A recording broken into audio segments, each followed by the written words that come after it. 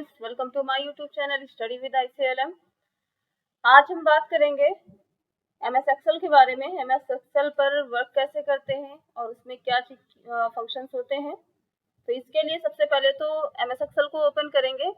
इसके लिए शॉर्टकट की विंडो R का यूज़ करके इसके अंदर एक्सेल टाइप करेंगे और इंटर प्रेस करेंगे, जिससे कि आपको एक्सेल ऑप्शन आ जाएगा जहाँ से हमें ब्लैंक वर्कबुक ओपन करना है। इस पर कर्सर ले जाकर हम प्रेस करेंगे तो एक्सेल फाइल खुलकर आ जाएगी। अब एक्सेल में देखिए, सबसे पहले तो जो एक्सेल होता है, एक्सेल का जो पेज होता है उसको शीट बोलते हैं। और एक्सेल में कई मेन्यूज होते हैं, जैसे कि आप देख रहे होंगे सबसे ऊपर की जो पट्टी होती है जिस पे लिखा हुआ है बुक 1 एक्सेल, इसको बोलते हैं टाइटल बार। सेकंड नंबर पे आता है फाइल मेन्यू, जिस पर आप क्लिक करेंगे तो फाइल से रिलेटेड जो जो ऑप्शन होते हैं वो खुलकर आते हैं। इसके बाद हम आएंगे, जस्ट उसी के साइड में होता है मेन्यू बार, जिसमें home, insert, page layout, formulas, data, review, view option होते हैं। इनको बोलते हैं मेन्यू बार। और इसके बाद हम आते हैं मेन्यू बार के नीचे। मेन्यू बार के नीचे नेम बॉक्स होता है। नेम बॉक्स में जो आपकी सेल वैल्यू होती है वो दिखाता रहता है। जैसे मान लीजिए कि आपका जो कर्सर है वो आपके जो एक्सेल पेज में जिस सेल में होगा उस सेल की वैल्यू नेम बॉक्स दिखाएगा। इसके बाद हम आएंगे, उसी के राइट साइड में फॉर्मूला बार होता है। फॉर्मूला बार का काम क्या होता है, जैसे हम लोग एक्सेल शीट में कोई भी फॉर्मूला लगाते हैं तो वो फॉर्मूला एक्सेल फॉर्मूला बार में शो होता रहता है। अब उससे हम काम क्या कर सकते हैं, जैसे मान लीजिए आपने कोई फॉर्मूला लगाया और फॉर्मूला लगाने पर जैसे ही आप लगाएंगे वो एक फॉर्मूला बार पर शो होगा। जब इसका कोई रिजल्ट आता है एंटर करने पर तो रिजल्ट आपका जो एक्सेल शीट पे आ जाता है, लेकिन जो फॉर्मूला होता है वो आपके फॉर्मूला बार पे शो होता रहता है। जैसे एग्जाम्पल में मान लीजिए जैसे कोई फॉर्मूला लगा रहे हैं, ये हो गया आपको फॉर्मूला डेट निकालने का। इसको हम लगाएं तो डेट निकल आएगी जो करंट डेट होगी। अब देखिए यहाँ पे जो आउटपुट आया है वो डेट का आया है, लेकिन जो हमने फॉर्मूला दिया था वो नहीं शो हो रहा है। तो अगर हमें उसे देखना है तो हम कर्सर उसी पर रखेंगे तो फॉर्मूला बार क्या काम करेगा, हमारा जो फॉर्मूला है उसको शो कराएगा। फॉर्मूला बार से हम काम क्या कर सकते हैं, इस पे हम एडिटिंग का काम कर सकते हैं। जैसे मान लीजिए अगर हमें कुछ भी एडिट करना है, किसी फॉर्मूले में कुछ चेंजेस करना है, तो हम डायरेक्टली फॉर्मूला बार पर जाकर एडिटिंग कर सकते हैं जो भी हमें चेंजेस देना होगा। या फिर अगर डायरेक्ट आप एक्सेल फाइल पे रहकर उसे चेंज करना चाहते हैं तो इस पर 2 बार प्रेस करेंगे, आपका जो फॉर्मूला है वो शो होने लगेगा। अब हम आएंगे एक्सेल शीट पर। अब एक्सेल शीट देखिए, ये आपके नॉर्मल पेज की तरह नहीं होता है। जैसे कि MS वर्ड होता है, उसका जो पेज होता है वो ब्लैंक होता है। पावर पॉइंट होता है, उसकी जो स्लाइडें होती है वो भी ब्लैंक होती है, जिसमें हमें टेक्स्ट मैटर को डालना होता है। एक्सेल का जो पेज होता है वो सेल वाइज डिवाइड होता है। जैसे आप एक ग्राफ देखेंगे, एक टेबल बनाते हैं, उस तरह से आपका एक्सेल का पेज शो होता रहता है। और ये बना किससे होता है, देखिए इसमें आपके जो ये सेल है, सेल हम किसको बोलते हैं पहले ये जान लीजिए। ये जो छोटे छोटे आपको बॉक्सेस दिखते हैं एक्सेल में उसको सेल बोलते हैं। अब सेल किनसे मिलकर बने होते हैं, आपको देखिए स्क्रीन पे दिख रहा होगा एक्सेल फाइल में कुछ अल्फाबेट में दिख रहे हैं, ABCDEFGH अल्फाबेट में कुछ शो हो रहे हैं, कुछ नंबर्स में 1 2 3 4 5 6 7 8 इस तरह से। तो आपके जो ये ABCD में जो शो हो रहे हैं अल्फाबेट में, इनको हम कॉलम बोलते हैं। इनको क्या बोल सकते हैं, कॉलम। और जो आपके नंबर्स में शो हो रहे हैं इनको हम बोलते हैं रो। तो जो कॉलम और रो दोनों मिलकर बनता है उसी को बोलते हैं सेल, क्योंकि कॉलम आपकी वर्टिकल लाइनें होंगी और रो आपकी हॉरिजॉन्टल लाइन होगी। तो जो हमारी वर्टिकल और हॉरिजॉन्टल लाइन आपस में जब ज्वाइन होती है तो जाके आपका एक सेल बनता है। और इसमें जो वैल्यू लगाई जाती है वो भी कॉलम और रो से ही मिलाकर लगाई जाती है। क्यों, क्योंकि आपका जो एक सेल बना होता है वो कॉलम और रो से मिलकर बना होता है। इसीलिए हमें जो भी फॉर्मूलाज देने होते हैं, जो उसकी वैल्यू देनी होती है वो कॉलम और रो से ही देनी होती है। इसके बाद हम आते हैं यहाँ पर, ये नीचे आपका होता है स्टेटस बार। और यहाँ पे कुछ शीट टैब होते हैं जहाँ पे शीट वर्कबुक दिखाई देती है। अभी देखिए यहाँ पे शीट 1 दिखाई दे रहा है। अगर हम इस पे प्रेस करते जाएंगे, जो प्लस ऑप्शन है इसमें शीट 2, शीट 3, शीट 4 ऐड होते जाएंगे। और इसमें हम आपको बता दें कि इसमें शीट की संख्या 256 होती है। अभी आपके सामने 1 शीट ओपन रहती है। आप अपने ज़रूरत के हिसाब से जितनी शीटों पे काम करना चाहें आप कर सकते हैं। जैसे मान लीजिए आपकी एक बुक होती है, नोटबुक, उस नोटबुक में कई पेज होते हैं, तो उसी तरह से आपकी एक एक्सेल फाइल होती है और एक्सेल फाइल में कई शीटें होती हैं। उन शीटों के समूह को वर्कबुक कहा जाता है और इसमें 256 शीटें होती हैं और आप हर शीट पर एक नए पेज की तरह काम कर सकते हैं। और इसके लिए आपको अलग जाने की जरूरत नहीं है, आप एक फाइल ओपन करके 256 शीटों पे काम कर सकते हैं। अब अगर हम इसके कॉलम और रो की संख्या की बात करें, तो इसमें जो कॉलम और रो की संख्या होती है, पहली बात तो हम आते हैं रो की संख्याओं पर। जैसे अभी आप देख रहे हैं 1 नंबर से स्टार्टेड है आपका रो, और अगर हम नीचे इसके जाते रहेंगे जस्ट लगभग ये कहाँ तक जाएगा, ये आपके जो रो जाएंगे वो जाएंगे 10,48,576, 10,48,576 रो। मतलब कि 1 रो से स्टार्टेड होगा और ये जो जाएगा वो 10,48,576 तक जाएगा। फर्स्ट नंबर रो से स्टार्ट होगा और हम इस पे 10,48,576 रो तक काम कर सकते हैं। और इसके लिए आपको बहुत ही नीचे जाना पड़ेगा। अभी हम इतना दिखा नहीं सकते हैं फिलहाल, लेकिन अगर आप जितना भी डाउन होते जाएंगे, आपके देखिए रो सीरियल नंबर बढ़ते हुए जा रहे हैं और आपके ये सीरियल नंबर जो होंगे रो के वो 10,48,576 तक जाएंगे। और इसके बाद हम आते हैं कॉलम संख्या पर। कॉलम की संख्या कितनी होती है? अब इनको तो हम नंबर में देख सकते हैं, लेकिन इनको हम नंबर में नहीं देख सकते हैं, इसमें हम अल्फाबेट वाइज देखते हैं। तो जैसे देख लीजिए यहाँ पे आपका है W तक आपका आ रहा है, Y Z, और Z के बाद जैसे ही फिनिश हुआ है यहाँ पर A, AB, AC इस तरह से स्टार्टेड होगा।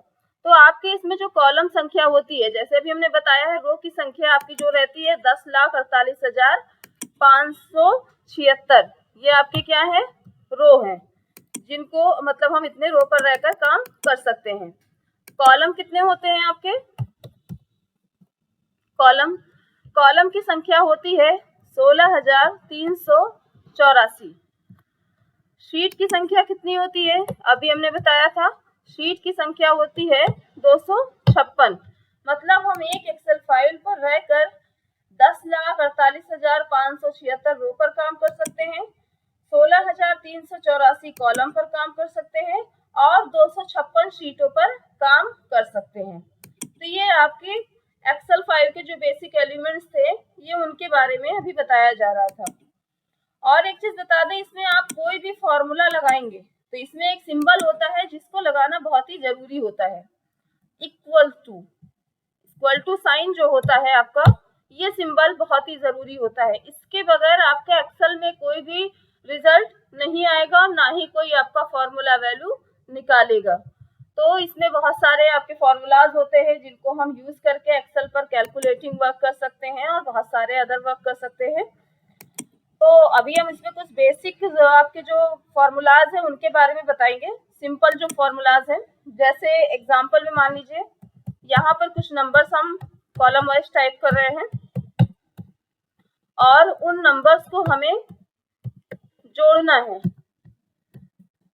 अब इसके लिए जैसे हमने रो नंबर 2 नंबर जो रो है वहां से हमने नंबर स्टार्ट किए हैं और नंबर 8 तक गया हुआ है। अब इसमें हम क्या करेंगे, हमें इन नंबर्स को जोड़ना है, तो इसके लिए भी फॉर्मूला होता है। अब हमें ये सारे नंबर्स को जोड़ना है, तो इसके लिए हम क्या करेंगे, जो हमारी लास्ट नंबर है, लास्ट वैल्यू, उसके नीचे हम खाली वाले बॉक्स में कर्सर रखेंगे, इक्वल टू सिंबल लगाएंगे। इसके बाद हमें लिखना होगा सम, SUM, सम लिखने के बाद हम अपर ब्रैकेट देंगे। अब हमें क्या करना है, हमारा जो फर्स्ट नंबर था जो रो नंबर 2 पर है, देख लीजिए 465, हमें इसकी वैल्यू डालनी है। जैसे कि हमने पहले भी बताया था कि आपके जो एक्सेल फाइल के जो सेल्स होते हैं वो कॉलम और रो से मिलकर बने होते हैं, तो हमें यहाँ पे जो इसकी वैल्यू डालनी है वो कॉलम और रो को मिलाकर डालना है। और इसमें सबसे पहले कॉलम लिया जाता है अल्फाबेट को, उसके बाद नंबर लिया जाता है। तो हम अगर इस कॉलम की सिधाई में देखें तो हमारा जो नंबर है वो बी कॉलम में जा रहा है, और जो इसकी रो वैल्यू है वो आपकी 2 जा रही है। तो हम यहाँ क्या डालेंगे, जैसे अल्फाबेट पहले लेना है तो B2, तो यहाँ पे हम डालेंगे B2। इसके बाद हमें क्या देना है, कोलन देना है, कोलन देने के बाद हमें लास्ट जो नंबर है उसकी वैल्यू डालनी है। जिस तरह से हमने फर्स्ट वैल्यू की डाली है B2, उसी तरह से हमारी लास्ट वैल्यू 457 है, हमें इसकी वैल्यू डालनी है। तो इसकी वैल्यू आपकी बनेगी B8, B कॉलम 8 रो, तो हम यहाँ से डालेंगे B8 और ब्रैकेट को क्लोज कर देंगे। ये आपका फॉर्मूला है नंबर्स को ऐड करने का, जोड़ने का। जो सीरियल्स में नंबर होंगे उनको हम एक साथ जोड़ सकते हैं। अब ये नहीं कि हमने 5-6 नंबर्स को ही जोड़ा है, 5-6 सेल्स में डालकर उसको जोड़ रहे हैं। आपके कितने भी नंबर्स होंगे, कितने भी सेल्स में होंगे, आप उन नंबर्स को सीरियल वाइज इस फॉर्मूला से जोड़ सकते हैं। बस हमें क्या करना है, इस फॉर्मूले को फॉलो करना है, और जो हमारी बीच की वैल्यू है, जो ब्रैकेट के अंदर वैल्यू है, वो हमें फर्स्ट एंड लास्ट वैल्यू अपनी डालनी होगी। अब मैंने यहाँ पे B2 डाला है, तो जरूरी नहीं कि आपकी जो फर्स्ट वैल्यू है वो भी B2 पर ही हो। आपकी जो फर्स्ट वैल्यू, मतलब फर्स्ट जहाँ से आपने स्टार्टअप किया होगा, वो वैल्यू पड़ेगी B2 की जगह पर। अगर आपका B2 पर है तो ठीक है, नहीं है अगर कहीं और है तो आपको वहां की वैल्यू डालनी होगी। और लास्ट नंबर पे जो है, लास्ट नंबर मेरा जो था हमने वो डाला है, और आप में जहाँ पे लास्ट नंबर होगा आप वहीं की वैल्यू डालेंगे। बाकी लगाने का जो तरीका होगा वो सेम होगा। इसके बाद हम इस नंबर्स ऐड करने के बाद, पूरा फॉर्मूला लगाने के बाद हम क्या करेंगे, कीबोर्ड से एंटर बटन प्रेस कर देंगे। ये आपके जो नंबर्स थे वो काउंट होकर आ जाएंगे। अभी जो रिजल्ट आया है वो आपका 3513 3513 काउंट होकर आया है। और इसका जो हमने फॉर्मूला लगाया था, देखिए फॉर्मूला बार पर वो शो हो रहा है। तो इस तरह से हम नंबर्स को काउंट कर सकते हैं। अब दूसरा तरीका आता है, अगर हमें किसी दूसरे तरीके से अलग अलग नंबर्स को जोड़ना है, तो इसके लिए भी मान लीजिए कुछ अलग अलग सेल्स में कुछ नंबर हैं जिनको हम जोड़ रहे हैं। मान लीजिए 4 से 5 सेल में हमने अलग अलग नंबर्स को डाला। अब इन नंबर्स को हमें क्या करना है, जोड़ना है। तो अब हम यहाँ पर सम का यूज नहीं कर रहे हैं। अब यहाँ पे हम क्या करेंगे, सबसे पहले और एक चीज ध्यान रखिएगा, आप कर्सर पूरी एक्सेल फाइल में कहीं किसी भी सेल में रख सकते हैं। कोई ये बाउंडेशन नहीं है कि आपको जहाँ पे चाहिए, मतलब हमें इसके 652 के सामने ही चाहिए तो हमें यही रखना है। आप एक्सेल फाइल के किसी भी सेल में रख सकते हैं, उसके बाद वैल्यू और फॉर्मूलाज को जोड़कर आप यहाँ पे एक रिजल्ट दे सकते हैं। तो हमने कहीं पे भी ऐसा ही कर्सर रख दिया किसी भी सेल में। इसके बाद यहाँ पे इक्वल टू ऐड करेंगे। जैसे कि पहले ही बताया है कि इक्वल टू सबसे ज्यादा जरूरी है, इक्वल टू बिना कोई भी रिजल्ट आपका नहीं आएगा। इसके बाद हमें क्या करना है, जो हमारा फर्स्ट नंबर है वो है 785, जो कि डी कॉलम में है और 3 रो में है। तो हम यहाँ क्या डालेंगे, D3। तो हमें जोड़ना है, तो जोड़ने के लिए प्लस।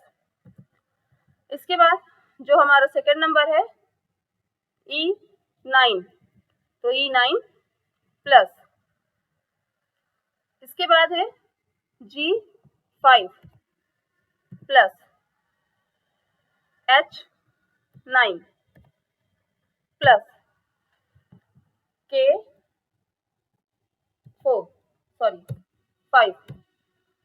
इसके बाद हम आएंगे, हमारा कोई नंबर्स भी नहीं बचा हुआ है, हमने उन सारे नंबर्स की वैल्यू ले ली है।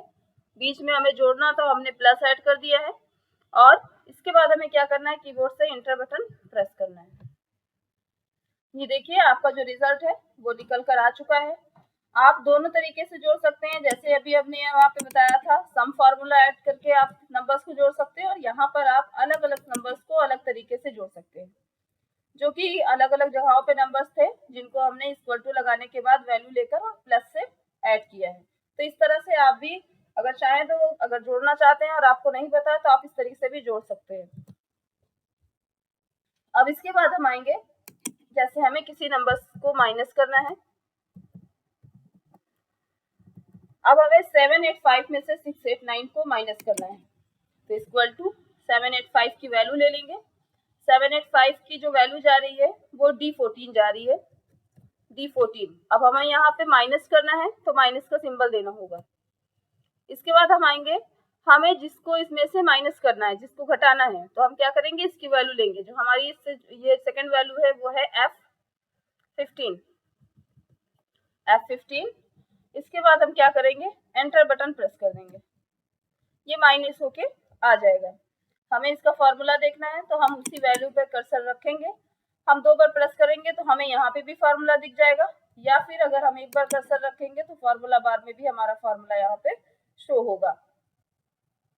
इसके बाद आएंगे, हमें जैसे किसी चीज को मल्टीप्लाई करना है, मल्टीप्लाई आपको 785 को 23 से करना है, तो कर्सर कहीं पे भी रखिए, इक्वल टू 785 की वैल्यू लेनी है, तो आपकी जो वैल्यू जा रही है वो है J14, तो J14।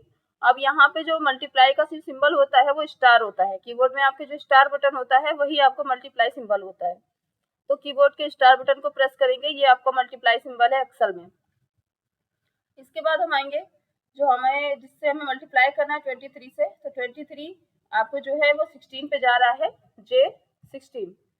इसके बाद हम एंटर करेंगे, ये आपकी जो वैल्यू थी वो मल्टीप्लाई होके आ जाएगी। फार्मूला देखना है तो आप उस पर प्रेस कर सकते हैं और इसकी वैल्यू जो फार्मूला था वो देख सकते हैं। इसके बाद हम आएंगे, अगर हमें किसी चीज को यहाँ पर डिवाइड करना है, जैसे मान लीजिए 458 को 6 से डिवाइड करना है, इसके लिए भी इक्वल टू लगाएंगे। 458 आपका जो वैल्यू बन रहा होगा, जैसे कि M कॉलम है और 14 रो, M14। इसके बाद हमें इसको डिवाइड करना है, तो मतलब भाग का निशान इसमें जो बैक स्लैश होता है वो होता है, तो इसको हम लगाएंगे और लगाने के बाद जिससे हमें जिसको डिवाइड करना था, मतलब भाग करना था, हम उसको लेंगे, तो हमारे जो उसकी वैल्यू जा रही है वो है M15। एंटर, ये आपका डिवाइड होके आ जाएगा। तो ये है आपके जो बेसिक फॉर्मूलास है, मतलब कि जैसे आप एक्सेल फाइल पर रहकर किसी चीज को जोड़ना चाहते हैं, घटाना चाहते हैं, गुणा भाग करना चाहते हैं, तो उस तरह से आप अपने जो भी नंबर्स है उनको आप ऐड कर सकते हैं।